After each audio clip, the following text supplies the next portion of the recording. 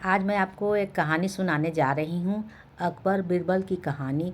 अकबर के महल में कई कीमती सजावट की वस्तुएं थीं, लेकिन एक गुलदस्ते से अकबर को खास लगाव था। इस गुलदस्ते को अकबर हमेशा अपनी पलंग के पास रखते थे। एक दिन अचानक महाराज अकबर का कमरा साफ करते हुए उसके सेवक ने वह गुलदस्ता तोड़ दिया।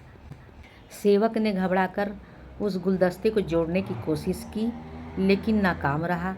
हार कर टूटा हुआ गुलदस्ता कूड़ेदान में फेंक दिया और दुआ करने लगा कि राजा को इस बारे में कुछ पता न चले। कुछ देर बाद महाराज अकबर जब महल में लौटे तो उन्होंने देखा कि उसका प्रिय गुलदस्ता अपनी जगह पर नहीं है। राजा ने सेवक से उस गुलदस्ते के बारे में पूछा तो सेवक डर के मारे कांप रहा था। सेवक को जल्दी में कोई अच्छा बहाना नहीं सूझा तो उसने कहा कि महाराज, उस गुलदस्ते को मैं अपने घर ले गया हूँ ताकि अच्छे से साफ कर सकूँ।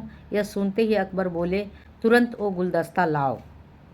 अब सेवक के पास बचने का कोई उपाय नहीं था, कोई रास्ता नहीं था। सेवक ने महाराज अकबर को सच बता दिया कि वह गुलदस्ता टूट चुका है। यह सुनकर राजा आग बबूला हो गया। क्रोध में राजा ने उस सेवक को फांसी की सज़ा सुना दी। राजा ने कहा, झूठ मैं बर्दाश्त नहीं करता हूँ। जब गुलदस्ता टूट ही गया था तो झूठ बोलने की क्या ज़रूरत थी।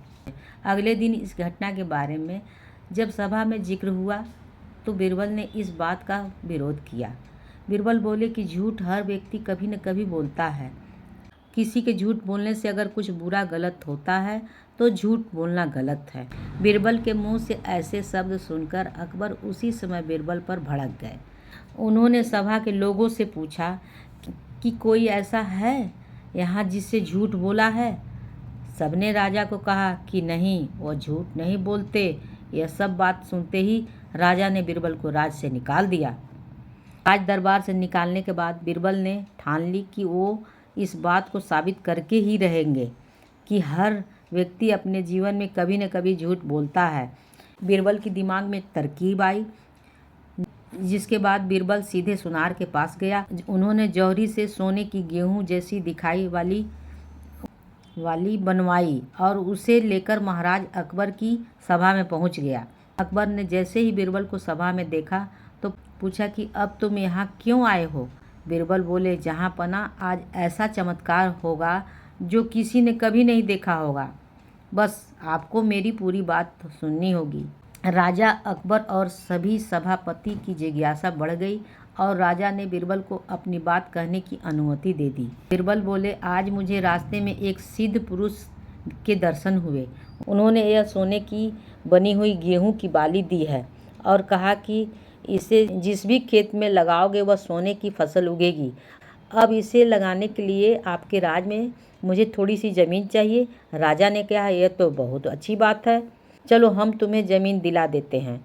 बीरबल कहने लगे कि मैं चाहता हूँ कि पूरा राज दरबार का चमत्कार देखे। बीरबल की बात मानते हुए पूरा राज दरबार खेत की ओर चल पड़ा। खेत में पहुंचकर बीरबल ने कहा कि इस सोने से बनी गेहूं की बाली से फसल तभी उगेगी जब इसे ऐसा व्यक्ति लगाएगा जिसने जीवन में कभी झूठ न बोला हो। बीरबल की बात सुनकर सभी दरबारी खामोश हो गए और कोई भी गेहूं की बाली लगाने के लिए तैयार नहीं हुआ। राजा अकबर बोले कि क्या दरबार में कोई ऐसा व्यक्ति नहीं है जिसने अपने जीवन में कभी झूठ नहीं बोला हो। सभी खामोश थे। बीरबल बोले, जहाँ पना अब आप ही इस बाली को खेत में रोप दीजिए। बीरबल की बात सुनकर महाराज का सिर झुक गया। उन्होंने कहा कि बचपन में मैंने कई एक झूठ बोले हैं तो मैं इसे कैसे लगा सकता हूँ। इतना कहते ही बादशाह अकबर को यह बात समझ में आ गई कि बीरबल सही कह रहे थे कि इस दुनिया में कभी न कभी सभी झूठ बोलते हैं।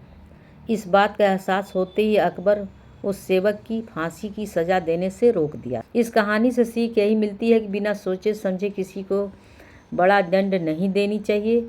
हर काम को सोच समझकर ही किया जाना चाहिए। साथ ही साथ एक छोटे से झूठ की वजह से किसी व्यक्ति का आकलन भी नहीं किया जाना चाहिए, क्योंकि कुछ परिस्थितियाँ ऐसी होती हैं कि लोग झूठ बोल देते हैं।